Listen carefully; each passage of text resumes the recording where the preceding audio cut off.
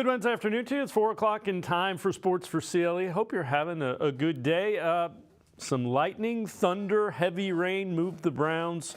Workouts inside out in Berea today. They did get their work in, though. Wide receivers, that group, some interesting decisions coming up next Tuesday on Cutdown Day, going through some drills. Deshaun Watson, 7-on-7, finds Jordan Akins, a little crossing route. Big gain. Also this time it's Donovan Peoples-Jones going up high for the grab. One more time, Watson deep down the sidelines. He finds Elijah Moore, and that goes for the touchdown. This is concerning. Early in practice, that's Grant Delpit collided with a wide receiver, Jalen Wayne. So he got up and left with athletic trainers after the collision. Was holding his arm, his right arm. Also notes from the workout, Shelby Harris working with first team defense. The linebackers were JOK, Sione Taki, and Jordan Kunasik. So again, just a snapshot of who's healthy and what's going on out in Berea. With that, let's welcome in Cory Kinnan from BrownsWire.com. So Cory, main thing is you want everybody to be healthy, so you certainly hope the Delpit thing is not going to keep him out of play. Never good when a guy gets up holding his arm like that, though. Yeah, never great, never great. It looks like it might have been more of a stinger. That's what I'm hoping for. You know? Hopefully it's just a little bit of a shudder down a spine. But they went out and they got Rodney McLeod. So, I mean, that's a good fallback.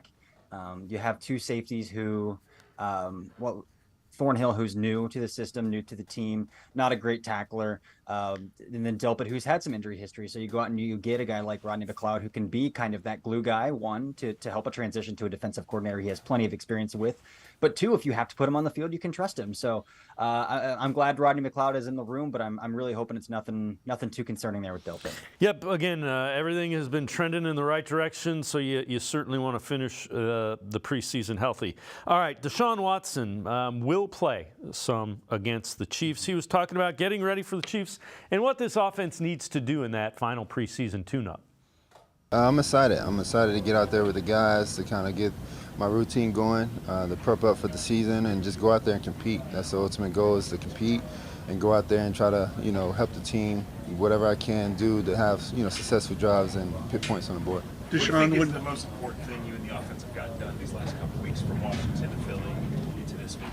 I think the biggest thing, just keep adding on, keep taking a step each and every day, because we know we're not all the way there yet, and we shouldn't be. There's a lot of, different small details of the offense that we want to continue to work on with different looks, especially with a good Philly defense and a good Washington defense, and then with our own defense. So we're seeing 3 different schemes, and if you want to include the Jets early on. So 3 or 4 different schemes that is going to help us out, and that's that's the beauty of it. Cory, what do you want to see that it's probably 25 snaps, 2-3 series. What do you want to see from Deshaun Watson to say, okay, these guys are ready for week 1? Yeah, I think a lot of what we saw against the Commanders, that was a really promising drive, even though it didn't end in points. Again, if it's a regular season game, they're not running pin and pull from gun at the 1 yard line with Demetric Felton. So, I think they just try to get some stuff on tape there. But some points would be nice. Again, I'd like to see some more stuff from in structure. Again, Deshaun Watson was 2 for 2 for, I think, minimal yards, but he did a lot of what Deshaun Watson can do in extending plays and picking up first down with his legs, which is great. I'd like to see a little bit more in structure on time, in terms of the passing game. And then I'd like to see full health offensive line as well. If we can get the offensive line clicking a little bit, no liabilities in 20-25 snaps would be a great sign for that offense.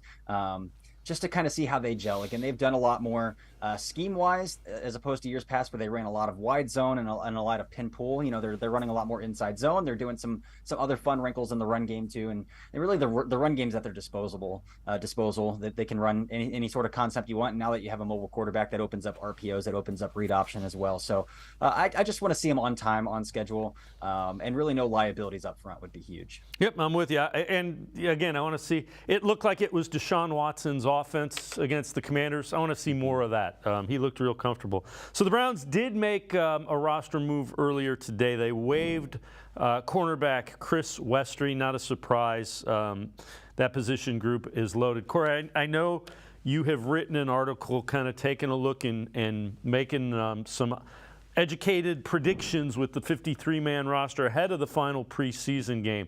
What were the toughest positions to kind of gauge and figure out, and how did they fall in your look at it before the Chiefs matchup? Yeah, so I think you got to start with the wide receiver room. Again, Austin Watkins, by every conceivable metric, is kind of kicking the door down and pleading his case. So I still don't think he's a lock to make the roster. And again, if he doesn't make the roster, I don't think it should be viewed as some egregious thing of how did this guy not make the roster. Again, it's his third year out of the draft, and he's never made an NFL roster. So he's playing deep into fourth quarter of preseason games for a reason, and that's because the Browns are still evaluating him. So I do think he's still on the fringe. I think if they roster 7 wide receivers, though, that he gets a nod. Again, we still don't have Marquise Goodwin on the field, and he's going to probably stay on PUP as the regular season enters. I don't think he's making the roster over a guy like David Bell. I don't think he's making the roster over a guy like Jakeem Grant, who's an all-pro special teamer, all-pro return man. So people tend to think that those would be egregious mistakes not to roster him over those 2 players, but I think that's the nature of the beast, and there's a reason David Bell's only playing 3 offensive series. There's a reason that Jakeem Grant hasn't played in a preseason game despite practicing for 2 weeks. He will return some kicks and punts this week, but I think there have been, I guess, nods. There have been signs of how this wide receiver room is going to play out, and they haven't been all too subtle. Where, I think Austin Watkins probably deserves a spot, but I wouldn't be surprised if he doesn't make it either. Running back is another position that's hard to sort out. One, because I don't think any of Demetric Felton, John Kelly Jr., or Hassan Hall have really risen to the occasion to grab that third running back role by its horns. Excuse me, to the point where Jordan Wilkins is probably going to get a healthy workload against the Chiefs to see what they have there, to the point where I think they could go out on the waiver wire and they could potentially find a running back that could get cut, like Dearness Johnson, who's been in the building the past 4 years, is listed as the 4th string running back for the Jaguars. If that guy gets cut, I'd be very interested in bringing him back as the running back 3. So I think running back, we're in a bit of a tough spot as well. And then I think safety room and linebacker room are 2 rooms where undrafted free agents are kind of making a little bit of noise. Right now, the linebacker room, they've historically rostered 5. I think your top 4 are pretty firm with Walker Jr., Taki, Owusu-Koramoah, and Tony Fields.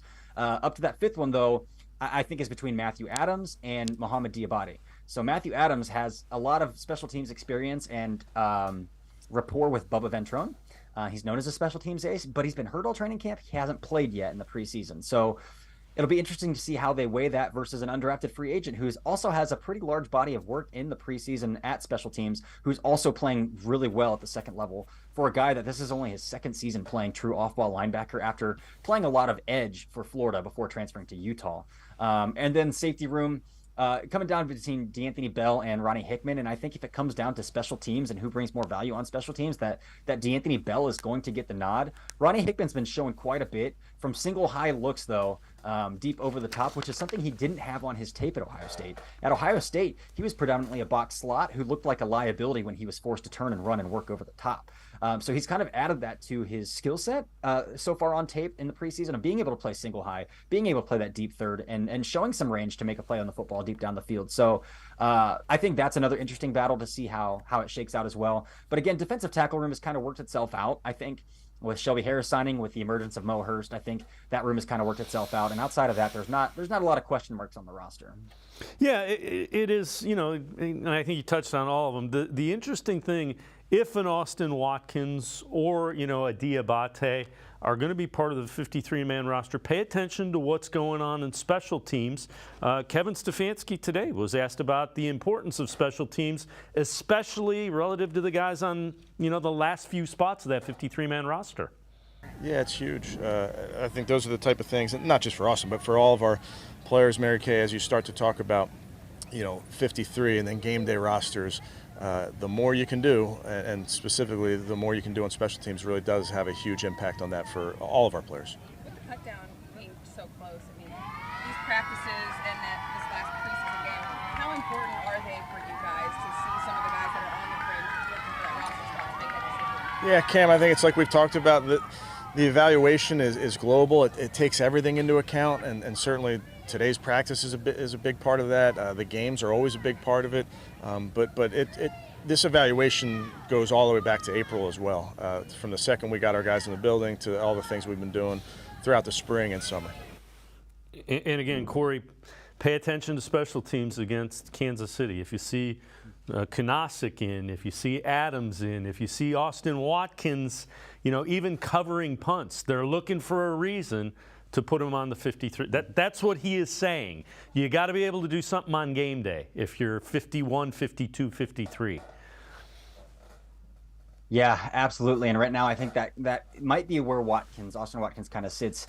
His special teams workload upticked a little bit this week to where it had been the first 2 weeks. So maybe they are saying, hey, if you can go out here and show you can put some special teams on tape, that's really going to help your case. Obviously, it will. We'll see if that number kind of matches where it was last week in terms of special teams. But Jordan Kanasic, they kind of know his body of work at special teams. What's really funny, though, is he was active last week against the Eagles and played exclusively special teams with no linebacker play. So I think that kind of tells me they've kind of seen enough out of him at linebacker to know, like, yeah, this guy's probably not a 53-man linebacker. But again, he was on the practice squad last year, and he got those game day elevations to play special teams. And then when injuries started piling up, he did get signed to the active roster to play some linebackers. So I think he's in a good position to still probably have that role.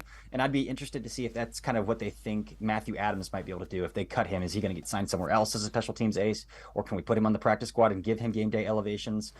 If they really feel like they want to keep Mohamed Diabate on the 53-man roster. All right, so the Browns did another restructuring deal. They restructured David Njoku's contract, creating $2.736 million in cap space this year. Now they have close to $37 million coming up for this year. Cap space, they lead it by quite a bit. And then you pointed this out. Say what you want about Jimmy Haslam as an owner, but the dude throws money around so the Browns can manage the cap sustainably long term. Not every owner can do it. Not every owner will do it. But Jimmy Haslam has proven that he is willing to do that. That was a tweet that you put out. I agree with you on Haslam without question. Say what you want about him. He's putting the money in and letting Andrew Berry do what he needs to do with the cap. I know you wrote an article trying to explain the contract restructures. Take us through what the thought process was there. Yeah, so again, Jack Duffin of the OBR or Brad Spielberger of PFF are probably the two guys you want to talk to in much more detail about this, but essentially they're creating a structure in which they can keep their spending and their cap space sustainable long term. So, when you see a player get restructured, what happens is that base salary gets turned into a signing bonus, and then the owner actually has to front that cash for whatever's owed that year. So up to 5 years. So for Myles Garrett, for instance, it was converted $12.9 million, I think it was. So that gets divided through the next 4 years of his contract, 5 years of his contract. So Jimmy Haslam's on the book for $3 million per year that he has to front in order to make that restructure happen. And he's doing that quite a bit with a lot of these guys. Again, David Njoku's is minimal, like that's less than $1 million over the next 3 years to make that happen. But the Myles Garrett one isn't. The Deshaun Watson one absolutely isn't. That's a lot of money to front up there in order to create that cap space. But what it essentially does is $1 in 2023 under this current cap space is always going to be more expensive than $1 next year. So if you can push money to next year where that cap space raises, that $1 is going to take up a less percentage of the cap than it would this year. So that's basically what they're doing. They're taking today's market and trying to kick it down into 2 years from now, 3 years from now, that salary cap where it's a lower percentage of the salary cap in total. And that's kind of the same reason with void years. Like if you look at Juan Thornhill's contract, he's got 4 void years after the 3-year deal runs out of his time in Cleveland. And again, that's just taking that, his $7 million base, breaking it up into prorated bonuses, kicking it down the road where you're paying him $2 million for 2 years and $1 million for a year that he's not even on the roster. But what you're really just trying to do there is take that $2 million in 2027, 2028 and say that's nothing on the cap compared to an extra $2 million on this year's cap based where it sits. So that's basically what they're doing. And again, they're sitting at $54 million in the red white right now. So don't expect this $37 million to free up enough space to go get Chris Jones or Aaron Donald or anybody like that.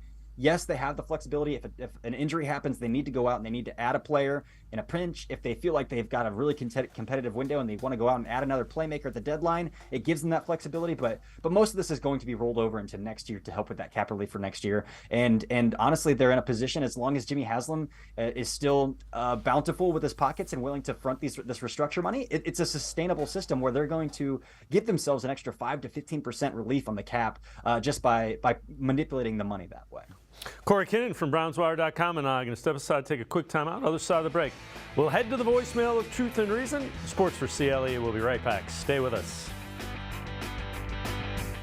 The Ohio Lottery Partners in Education program recognizes role model students and teachers from across Ohio. Nominations can now be done completely online. To nominate a deserving teacher or student, go to ohiolottery.com. In the About section, find Partners in Education. There you will find links to the nomination forms. Students kindergarten through 12th grade can be academic all-stars.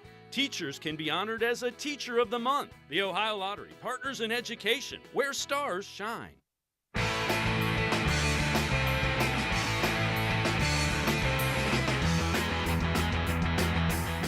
We continue talking Browns with Cory Kinnan from BrownsWire.com. Let's head to the voicemail of Truth and Reason.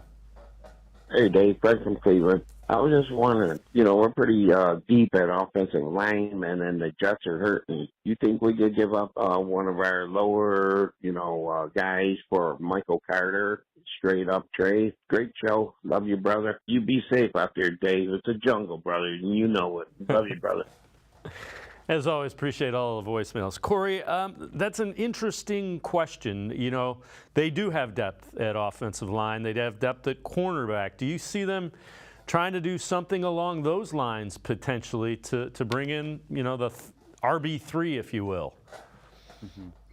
I would say that player-for-player trades are so rare. Like, especially on cut-down days. I don't know if you remember. I don't know why this is the one that sticks in my mind, but Terrence West, the running back that was drafted in 2014, he only lasted on the team for a year, and then was traded at cut-down day to, I believe it was the Ravens, for a late day, like a conditional day 3 pick, future day 3 pick. And that's usually how those cut-down day trades work. Like, if the Jets are going to cut Michael Carter, say, and he's one of the running backs I mentioned in my article of running backs to watch on cut-down days, because they drafted Israel Abanikanda in the 4th round this year. They drafted Breece Hall in the 2nd round last year. They just signed Dalvin Cook. Like, they're putting bodies on the roster that could push Michael Carter off. But how it works is, say the Jets are thinking, yeah, we're going to cut Michael Carter Jr. What they're going to do is they're going to call teams that might be looking for a running back and say, hey, we're going to cut this guy. Would you give us a conditional day 3 pick for him instead, so that he doesn't have to go to waivers and you get priority? Like, that's how it works. Or if a team like the Browns could say, hey, we think Michael Carter's going to get cut. Let's call the Jets and see if they're willing to do this, as opposed to exposing him to waivers. That's how that stuff usually works. And they're usually like very, very minimal conditional day 3 picks, where teams are just looking for any sort of asset that can get out of a guy that they're about to cut anyway.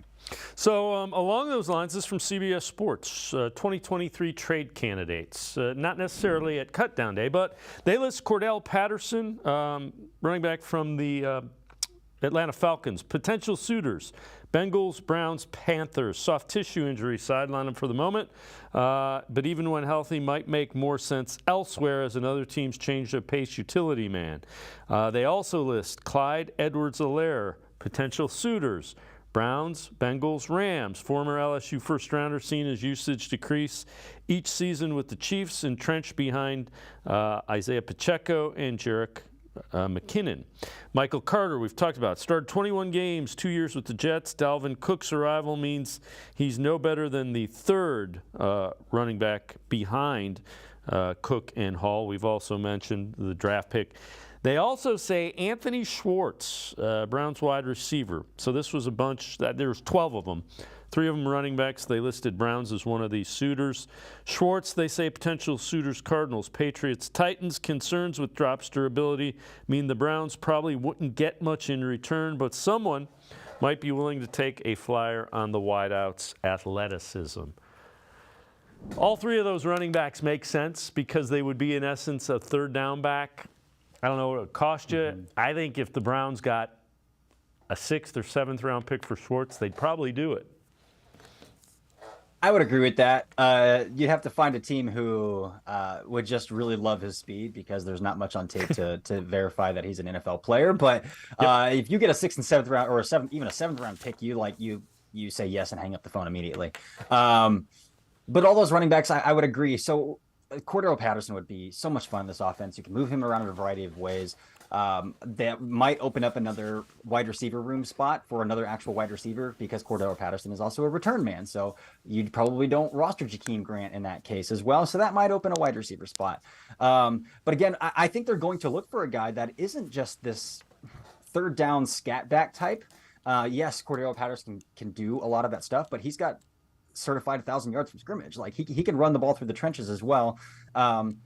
Because I think that's what they want. And I think they have enough versatility in the wide receiver room. Elijah Moore, for example, in that Commanders game, took a handoff, motioned out of the backfield, did some of that scat back stuff where I don't think a tweener, kind of a master of none, which is kind of what I think Demetric Felton is. Like, I don't think he's a good running back. He's not very good in between the tackles. He bounces, runs out wide, but he's also not, he doesn't thrive as a wide receiver. Like, I don't think they'll want that. They'll want a running back who can be a running back.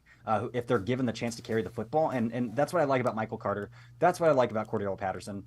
Clyde Edwards-Helaire, I could go back and forth on. I don't think he's super explosive or twitchy or anything like that. So I think his body of work has been pretty telling towards what kind of NFL player he is. But Patterson, Carter, I'd definitely be on board for either of those guys. All right, before we go to break, earlier we mentioned, Jakeem Grant coming back from that torn Achilles. Will get his first preseason action. Kevin Stefanski talked about that earlier today. Jakeem will get return kicks and punts in this game, so we'll get some live reps of him doing that. But we value the return game. I don't know that anybody understands how the new rule is going to affect the number of returns. I think it's way too early to say. I think we all kind of have our guesses on how that might go, but we definitely value the return game. And Cory, as you point out, that's one of the reasons right now, Jakeem Grant's on the 53-man roster. He was a Pro Bowl returner when he was healthy, and he gives you a little bit of speed. It's not necessarily the straight line speed that Marquise Goodwin does, but it is kind of stretch the field and do it vertically and horizontally. Yeah, I absolutely agree. I think if Grant were to make the roster, you could put some pretty fun packages on the field with him and Moore both on the field together and do some fun misdirection stuff. But again, I think special teams just get so undervalued that we just don't understand what happens. I mean, we know what happens when special teams break down because we talk about it every week in the kicking game. But then we say, like, well, we have Donovan Peoples-Jones who did return a punt for a touchdown, or we have Jerome Ford who has some good success returning kicks. But both those guys play pretty big offensive roles now too. So like, I don't think you necessarily want those guys on the field in special teams, especially Jerome Ford on kick return. Like, you don't want him taking those hits. And so having a guy who is an all-pro, like that's the highest honor you can get as a special teamer on your roster. I think it's important to see what you have. And again, Jakeem Grant could very well not make the roster. They could very well say, no, we're good with what we got. With some of these other guys, I don't know who would return kicks if he isn't on the team, though. I don't think it's going to be Ford given the role he's going to have. But again, I think it's invaluable to have that kind of guy. That's what he does. That is his job, and he's the best in the NFL at doing it. Yeah, special teams have to take a step forward, a pretty big step forward from where they've been the last couple of years if the Browns are going to be a playoff team. I couldn't agree with that more. Cory Kinnan, BrownsWire.com, and I are going to step aside, take one more time out. We'll head back to the voicemail of Truth and Reason. We'll hear a little bit more from Deshaun Watson. Sports4CLE, we'll be right back. Stay with us. Come back to go forward. Back to learning new things. Back to pursuing your dreams. Tri-C has flexible learning options to fit your life. And every year, more than 1,000 local companies provide Tri-C students with real-world learning. The right education can boost your lifetime earning power by hundreds of thousands of dollars. Start now with a college education you can afford. Tri-C, where futures begin.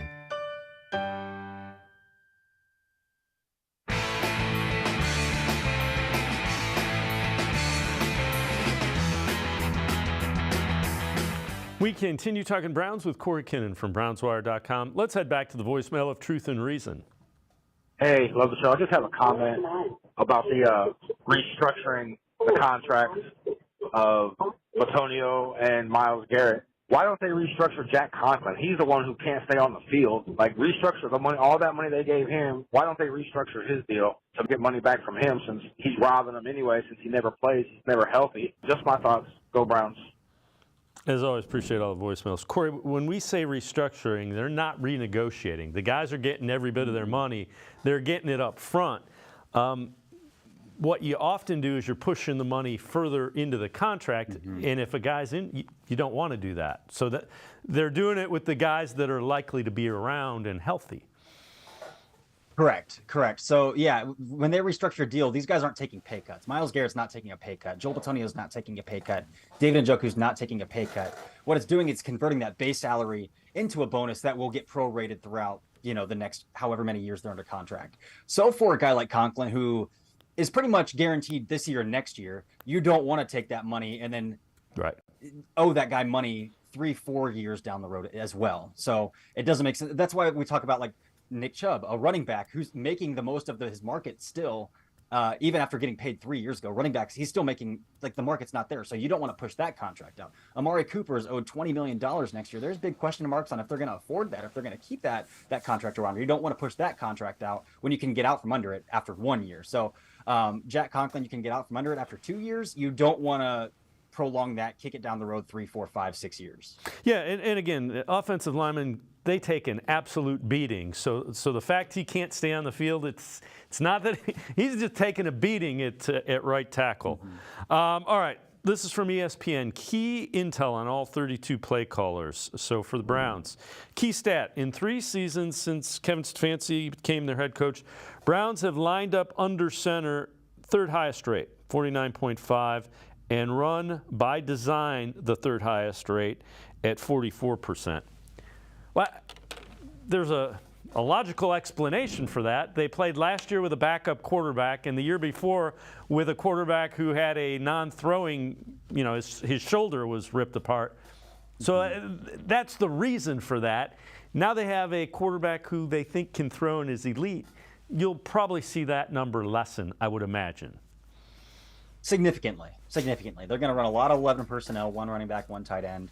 Still 12 personnel is very efficient to throw the football out of, because it forces a defense to decide, do we want to keep an extra linebacker on the field for this tight end, or do you want to put a nickel on? If they keep that linebacker on, you can throw out of it. If they put a nickel on the field, then you can run out of it more effectively. So 12 is a very efficient personnel as well. But yes, they're going to be out of gun a lot more, and a lot goes back to kind of the depth of the playbook that these quarterbacks can handle as well. Their skill set, the use of their legs. With Baker Mayfield, a lot of the offense had to be manufactured play action shot plays where Mayfield could fake the handoff, turn around, and throw at one target. That's where a lot of that 2020 success came from. Jacoby Brissett's a lot of the same way. And with both Mayfield and Brissett, those guys are not guys who are known for extending plays outside of the pocket. So they're going to hit their drops. If guys aren't there or they're not seeing it, you're probably taking a sack. That's not the case with Watson anymore. And it sounds like they're giving him the keys to the offense. They're allowing him to handle everything pre-snap as well, which is what you need to do when you pay a guy $230 million to say, we trust you. That's one thing to say with money, but another thing to say it with actual practice as well. So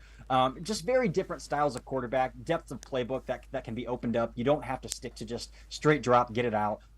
You don't have to stick to just straight play action and hope you can catch somebody biting. You can do a lot more with the football.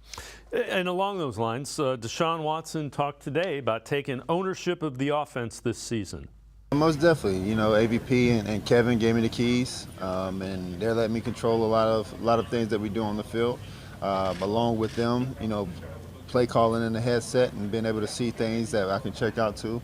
So, but that comes over time. Me understanding this offense, understanding what they want to do and what schemes that we want to do in the run game and the passing game, and then just being able to build that trust and build that ownership of taking control of the offense and being on the field and being that coach and player at the same time. So, all that stuff will just keep stacking and building that trust, and we have another opportunity this weekend to continue to build that.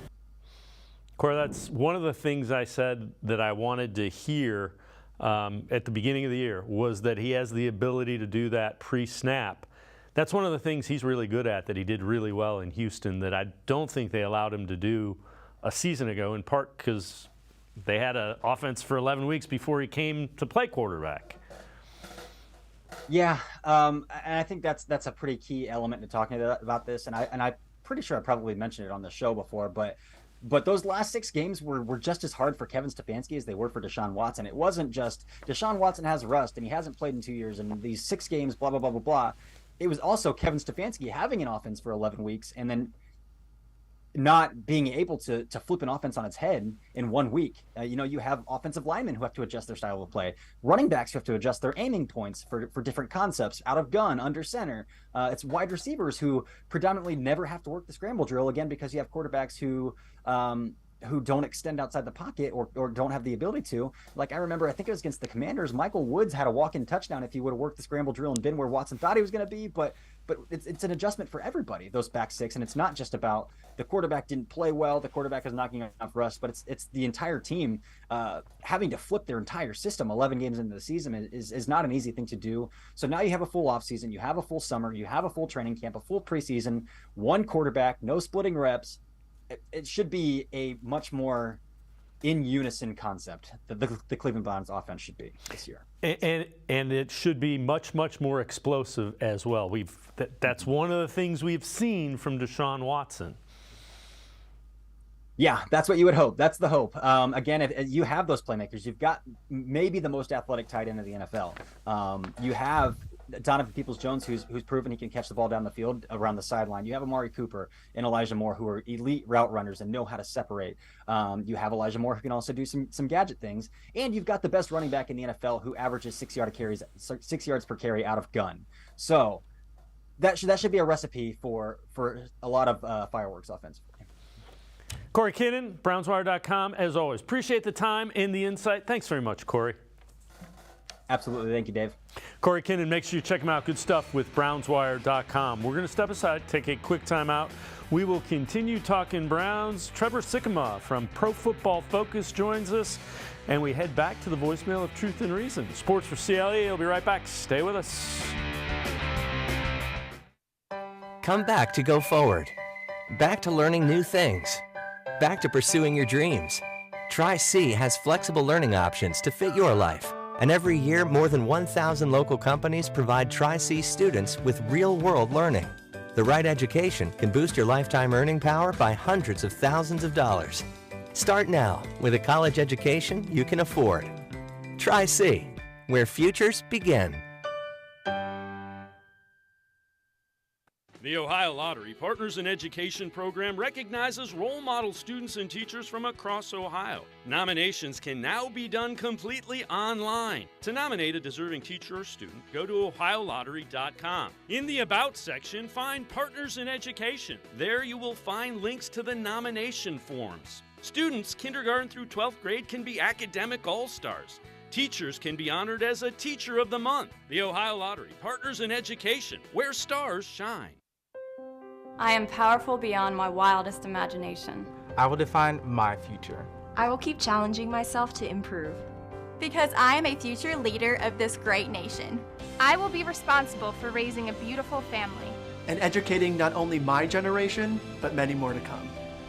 I will make a difference in my community. And I will stand up for what I believe in. I will not settle for simply chasing my dreams. I will achieve them. Because I was given a chance. An opportunity. A home. At Family, Career, and Community Leaders of America. The ultimate leadership experience. FCCLA has been one of the greatest experiences of my life. It's made me who I am today. Join us. We'll build a new future together.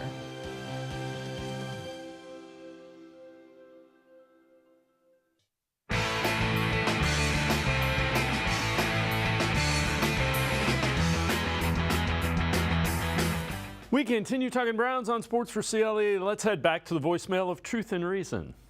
Yes, my name is Freddie Garcia. I'm currently living in Cincinnati, Ohio. And I was watching this episode where Colin Cowherd, who's always hated the Browns, is saying that we don't have a very good team. He has got to be totally ridiculous and out of his mind. He hated the Browns ever since Baker Mayfield, and he continues to hate on them now that we have Deshaun Watson. I'd like to get your thoughts on that. Thank you. As always, appreciate all of the voicemails. Let's welcome in Trevor Sikkema, Pro Football Focus NFL and draft analyst, co-host of the NFL Stock Exchange podcast. Trevor, appreciate the time. I think the point Colin was making, and I'll give him the benefit of the doubt, was that they have a lot of talent. He's not sure it's going to be a great team. You could say that about 31 other teams across the NFL at this time of year.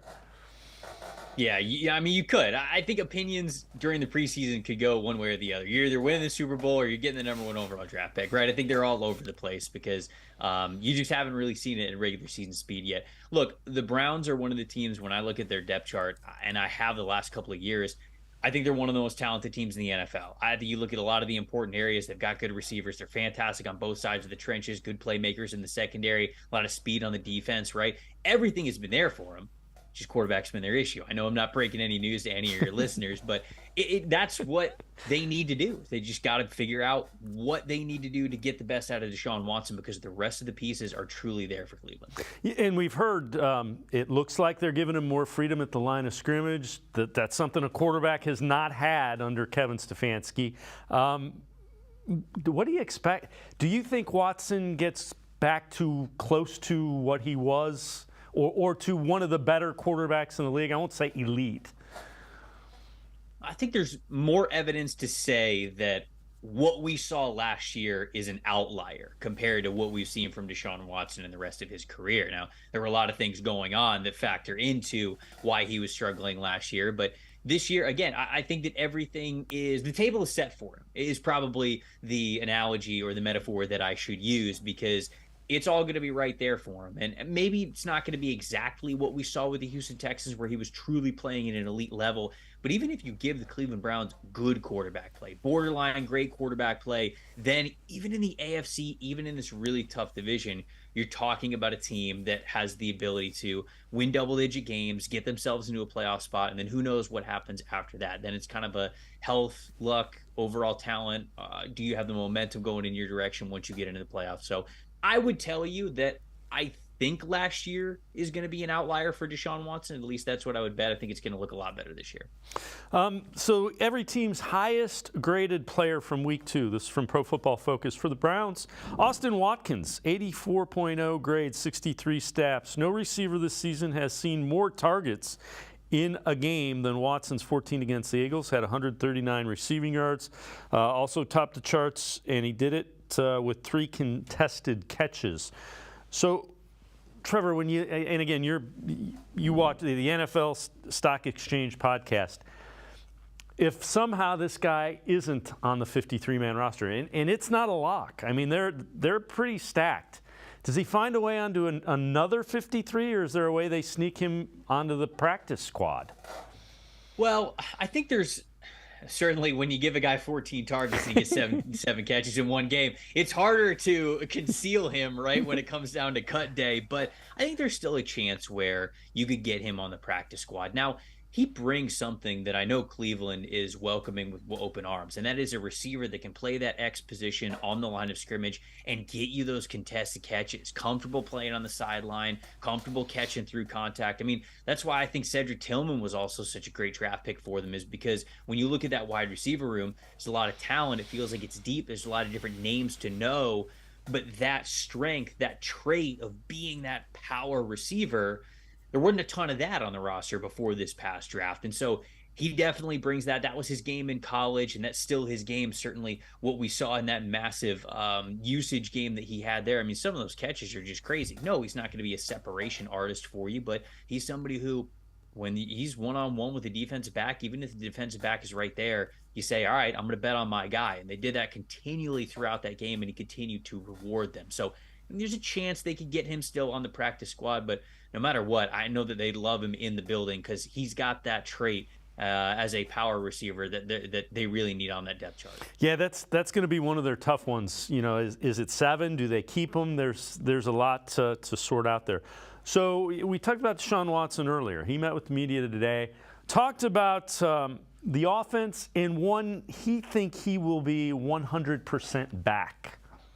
I mean, it's hard to say that you'll be 100% in the NFL, you know, because every week is evolving. You got to add new pieces, new wrinkles, go against a new defensive scheme. You know, there's ups and downs. So, you know, I'm not going to sit up here and tell you guys give you a timeline where we'll be 100. I'm not sure where this offense will be 100. I'm not sure if any team in the NFL will actually be 100% and clicking, because if you're doing that, then you should be undefeated.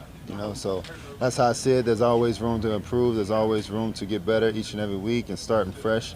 And that's the mentality that we got to have, is just keep trying to get better each and every day. Trevor gives you a glimpse into the mindset, and I kind of I liked what I have heard from Watson. He's not taking anything for granted. He knows he's got to go out and prove it.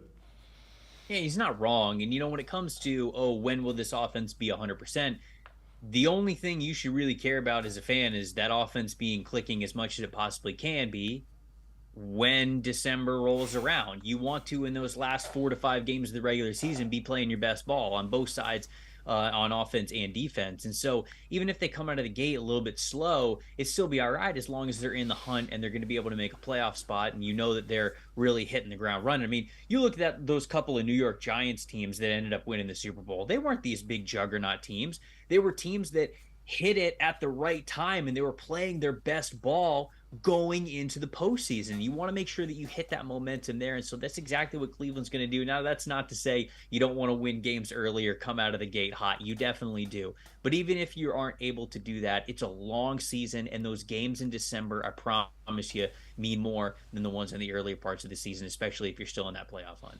All right, before we go to break, this is the 33rd team. It's some former NFL front office and executives that are part of this. Their preseason power rankings: Chiefs 1, Eagles 2, Bengals 3. They have the Steelers at 16, Browns down at 17, ahead of the Giants and the Falcons. Trevor, I know I'm biased because I'm in Cleveland. That seems a little low for the roster. Do you think that's low? Just looking at this roster. If you believe that Deshaun's going to play better than he did last year, you've got to have them, I think, in the top half of the league, right? And unfortunately for them, the other 3 teams in the division also all deserve to be in the top half of the league. But I think somewhere around the top 10 would be right for Cleveland. I think anywhere from 10 to 15. 15 seems a little bit low, but somewhere within that range, I feel like, is the comfortable part of Cleveland, because you could say that they've got a great roster, and they do, but until they turn it around and until Deshaun is able to go out there and prove it during the regular season, there's always going to be those question marks, because there's a lot of talented teams in the NFL, and honestly, a lot of those teams that are ahead of them in those rankings have quarterbacks that were able to play a little bit better last season. So that's a big question mark. People say, that's the only thing people ever talk about when it comes to question marks with the Browns. Well, it is the one that matters most. So I would have them a little bit higher, I think, but somewhere within that 10 to 15 range is probably where they could start in the season, knowing they could get a lot higher. Yeah, fair enough. You got to show it on the field, I guess. The bottom line is, and they haven't shown it on the field the last 2 seasons. Trevor Sikkema from Pro Football Focus and I can step aside, take a quick time out. Other side of the break, we'll head back to the voicemail of Truth and Reason. Also, hear some more from Deshaun Watson. Sports4CLE. We'll be right back. Stay with us. The Ohio Lottery Partners in Education program recognizes role model students and teachers from across Ohio. Nominations can now be done completely online. To nominate a deserving teacher or student, go to ohiolottery.com. In the About section, find Partners in Education. There you will find links to the nomination forms. Students kindergarten through 12th grade can be academic all-stars. Teachers can be honored as a Teacher of the Month. The Ohio Lottery Partners in Education, where stars shine.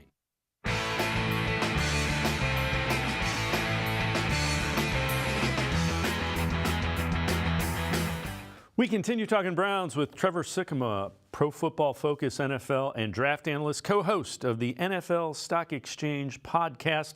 Let's head back to the voicemail of Truth and Reason. I just wanted to comment that if they end up keeping Schwartz, if they're going to keep the people who are making the mistakes now, I'm talking about the field goal kicker, I'm talking about Schwartz, I'm talking about even Bell in comparison to, the other kid who's making all the catches. The bottom line is that that's where AB's real problem is. He might be doing everything else right, but it's 1 or 2 mistakes like that can cost this team. As always, appreciate all the voicemails. Trevor, again, they're talking about Austin Watkins. They want Watkins. They're concerned about Bell. You're talking about Cade York missing field goals. Cade York was a 4th-round pick. David Bell was a 3rd-round pick.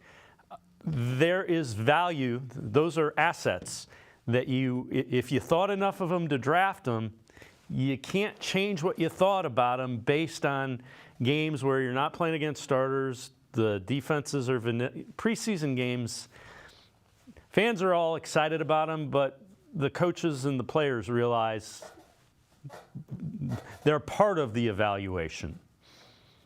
Yeah, and unfortunately, draft spot does go into how likely it is these guys get kept on the roster. If the general manager and the head coach, like you said, thought highly enough of this player to draft them, especially as day 2 picks, especially as third round picks, it's very unlikely they're going to move on from them unless they just see, attitude wise or work ethic wise, they're not holding up their end of the bargain. If not, they're going to give them most of, if not their entire rookie contract to probably figure it out, especially if you're thought of that highly in the draft room. Now, every general manager makes mistakes, and I think the best ones in the league recognize that, and they aren't afraid to cut their losses when they know that that's going to be the case. Now, I'm not saying that is for sure the case with these players that were mentioned, but the best general managers, no doubt about it, are the ones that say, hey, the draft isn't perfection. It's not a science. Maybe we missed on this guy.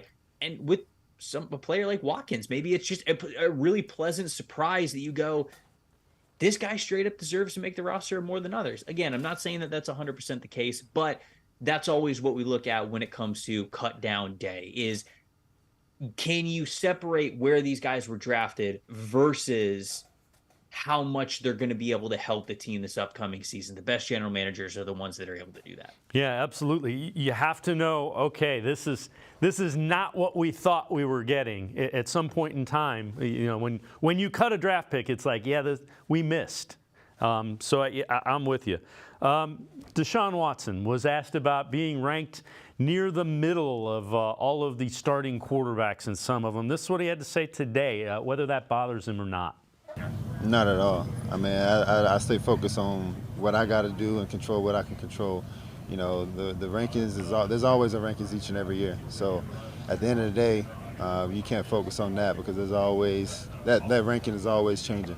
And for me, I missed 2 years of football, so I shouldn't be in those rankings, to be honest. If you're asking me, I haven't played enough football the last 2 years to even be up there. So, I got to go out there and prove and show what I got to do and to get back in those conversations. But for me, I just lock in on what I need to lock in on and just focus on my tasks and, everything else to take care of itself.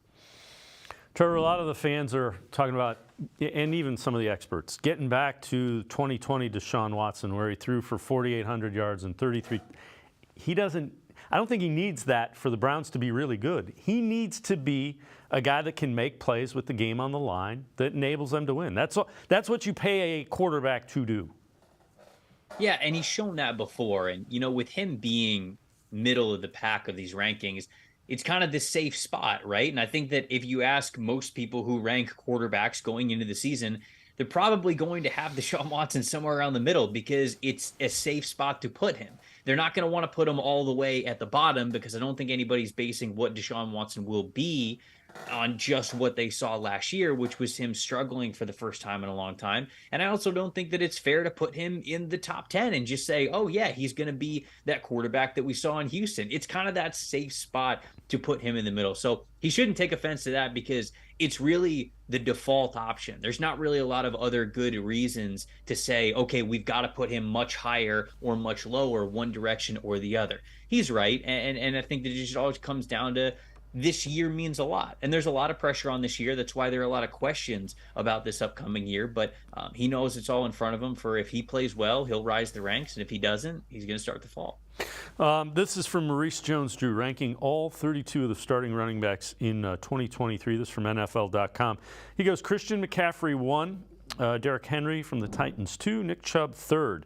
With Deshaun Watson getting back into rhythm, it's possible the Browns throw the ball more than they have over the past several seasons, but I like to think Kevin Stefanski will continue to lean on his ever-consistent running back to set the tone and eat up the clock late in games. Trevor, I think some people are looking past the fact that if you run wide receiver sets and have a quarterback that can threaten the defense, boxes get lighter. Nick Chubb's used to running with 8 and 9 in the box. I want to see Nick Chubb running against 6 and 7 man boxes, because that's going to be a good thing for the Browns offense.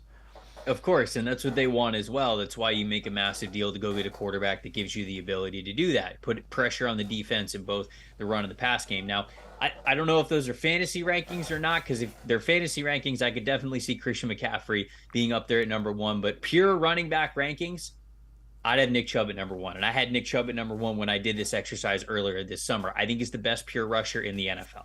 Plain and simple. Now, of course, you could say McCaffrey brings more in the passing game, and if you put a lot more value on that, you want to give him that lean, okay, I think it's a little bit of a different conversation. But in terms of guys who you are handing the ball off to out of the backfield, even with Derrick Henry included, I don't think there's anybody better than Nick Chubb. I think he's the best in the NFL at that. So every time that they've called his name, whether there were 7 guys, 8 guys, 9 guys in the box, he has been close to, if not over, an elite grade in our system for a long, long time now. Anytime that he has been healthy, he's been one of the most effective and explosive backs in the league. He's an unreal talent. Anytime they're giving him the ball, whether it's 150, 250, 350 carries, whatever it is this year, he's going to be able to maximize that. Are you anxious to see how they use him in the passing game? We keep hearing they're going to leave him in on third downs. I think he has shown he can catch. And again, Nick Chubb in space, that usually ends up pretty well for the Browns offense.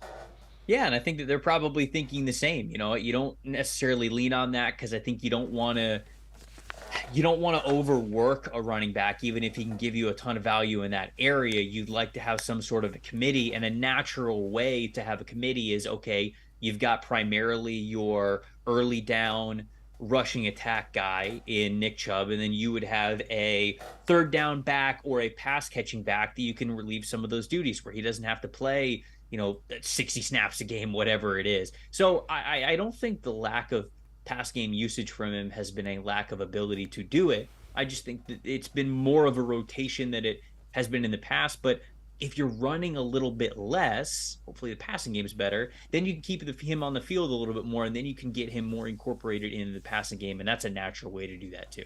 Trevor Sikkema, Pro Football Focus, and I'm going to step aside, take one more time out. Other side of the break, back to the voicemail of Truth and Reason. Talk a little bit about the AFC North as well. Sports for CLE. We'll be right back. Stay with us. Come back to go forward. Back to learning new things. Back to pursuing your dreams. Tri-C has flexible learning options to fit your life. And every year, more than 1,000 local companies provide Tri-C students with real-world learning. The right education can boost your lifetime earning power by hundreds of thousands of dollars. Start now with a college education you can afford.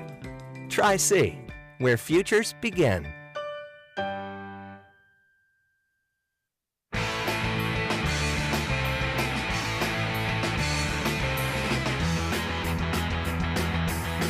We continue talking Browns with Pro Football Focus NFL and draft analyst Trevor Sikkema. He's also co-host of the NFL Stock Exchange podcast. Let's head back to the voicemail of Truth and Reason. With as poor as Cade York's been since pretty much last year and this year, when he just misses when the lights are bright, and the Browns they swear by him like he's their guy. What do they do when he misses a field goal or two to cost them a couple games that could have put them in the playoffs, or cost Kevin Stefanski his job because they lose games because he can't make a field goal, or he misses an extra point, or he misses the game winner? The kid had one good kick last year in week 1, and everybody swears he was the next Phil Dawson, but he hasn't amounted to nothing really. So, just want to hear your thoughts. Go Browns. As always, appreciate all of the voicemails. Trevor, the fan base is riled up about Cade York. 4th-round pick, missed game winner really twice against the Eagles. Again, you thought enough of this kicker to spend a 4th-round draft choice on him. You gotta try to get it right. Yeah, and I'm from the Tampa Bay area. I covered the Tampa Bay Buccaneers as a beat reporter before I started to work for Pro Football Focus, and they know a thing or two about struggling kickers. They tried to draft one in the 2nd round, and they thought that all their kicker woes were going to be out the door, and that did not end up being the case. And they really have revolved kickers for a long time, and it just every single team goes through this. It's one of the strangest things in the world because it's not a physical thing. You can find hundreds of people who have the physical ability to kick 30, 40, 50-yard field goals, whatever it is. It's all about between the ears, and it's just all about how one moment you could be the most confident kicker in the world, and the next you could be missing 35-yarders because you got the yips. It is such a crazy part of this game, how offenses, defenses, trench play, one-on-one opportunities, the physicality that goes into the game of football, it all sometimes comes down to whether or not a kicker has the mental fortitude to kick a ball through uprights. It is just one of the craziest parts about this game of football. And it's one that you just hope that you instill enough confidence in the guy that you have to get it done. Because if you don't, like that voicemail said, it could sometimes be devastating. Yeah, and so they're trying not to bring anybody in. They're trying to show confidence. They're doing what you would expect them. If I'm Cade York, that's what I want him to do. They're saying there's his guy, but you got to start seeing it on the field. He's got to put him through the uprights. All right, earlier in the show, we had heard Grant Delpit left the practice field, collided with a wide receiver. We are getting information that he appears to be day-to-day, an arm injury, so it doesn't appear to be terribly serious. That's good news. A lot of people think Grant Delpit could end up being a guy that kind of breaks out this year. How do you think he fits into what Jim Schwartz wants to do defensively?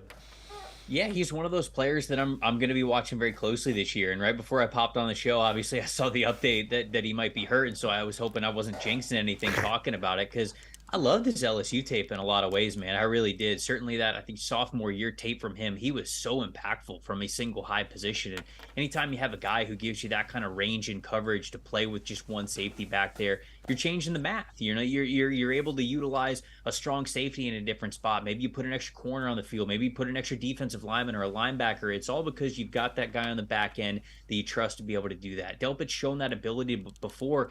I just don't think he has shown the same level of confidence that he had when he was playing at LSU. And I was really hoping, and I'm still hoping, that this is going to be the year when we really see that from him at a pro level, because he is still a very talented secondary member, and he's somebody who, when I talked about this being one of the most talented teams, his name is in that mix as a reason why. Yeah, and he's a guy, not a first-round pick, so he's in a contract year. You know, he goes out and plays really well. He'd make himself a lot of money coming up next season. Let's turn our attention to the AFC North. Depending the AFC North, AFC East, there's an argument which is the better division, the best division in football. When you look at the North, what do you see? I see a division where, kind of like what we talked about earlier, this has four of probably the best 16 teams, right? The four teams that could all deserve to be in the top half of the league, and they're going to be going up against each other twice at least, you know, every time that you go up against one of these familiar opponents. And it's a rough division. It's a rough year to try to make it out of the AFC North. There's no doubt about it. And I think the thing that makes it tough for these teams is that knowing there's a quarterback on all of them that is capable to win every game every time they go out there on a Sunday. So when it comes to who's going to come out on top of this division, it's all going to come down to quarterback play and how healthy these teams are, because we have seen that time and time again. Injuries and quarterback play are the two things that affect teams with really great promise, these playoff aspirations. And for all four of these teams, they have those aspirations. Which quarterback is playing well throughout most of the regular season, and which team is going to be lucky enough to stay healthy on the depth chart. That's how this is going to play out. I don't think it's anything of, oh, I think this team's going to fail here, this team's going to fail there. They're all really talented on both sides of the ball. When you look at the Browns, who is a guy that you think is kind of a breakout type player who you think could, you know, grab people's attention, make a difference? I know that they're already talking about him, but it's Cedric Tillman for me. And I mentioned it earlier in the show. They need that type of receiver. They've got field stretchers. They've got Amari Cooper, who's a fantastic route runner on all three levels of where you're going to pass it around the field. But they need that guy who can be that on the line of scrimmage, possession type of receiver who can also grow into a great red zone threat for them. A go up and get the football, throwing a corner route to the back pylon, over the middle with the linebackers, whatever it is. Cedric Tillman's got that ability. So he is somebody, now I'm not just saying this because I'm a draft guy. Like, I really think he is a pivotal part of that passing attack becoming everything it could be. So he's a guy that I'd love to see break out for him, because if he does, he goes into that formula of, okay, now you can really keep defenses on your heels with how well you use Nick Chubb, how well you're distributing the ball in your passing attack and all that stuff. So I think that he's huge for him. You know, I'm listening to you describe what Cedric Tillman does. It sounds like a lot of the things that DeAndre Hopkins did for Deshaun Watson when he was in Texas, putting up some big numbers. Yeah, no, I'm not going to call him baby Nuke Hopkins quite yet, but it is similar of a style, and you know Deshaun Watson isn't going to be afraid to throw the ball up to him when he's got those 50-50 chances. Trevor Sikkema, as always, thanks so much. Appreciate the time and the insight. Hopefully we can have you back on. Great stuff. Thank you very much, Trevor. Yeah, appreciate it anytime. Trevor Sikkema, make sure you check him out. Pro Football Focus NFL and draft analyst, also co-host of the NFL Stock Exchange podcast. Really good stuff. Again, we appreciate Trevor's time. It's going to do it for this edition of Sports for CLE. We will see you back here tomorrow at 4 o'clock. Have a great night, everybody. See you tomorrow at 4 on Sports for CLE.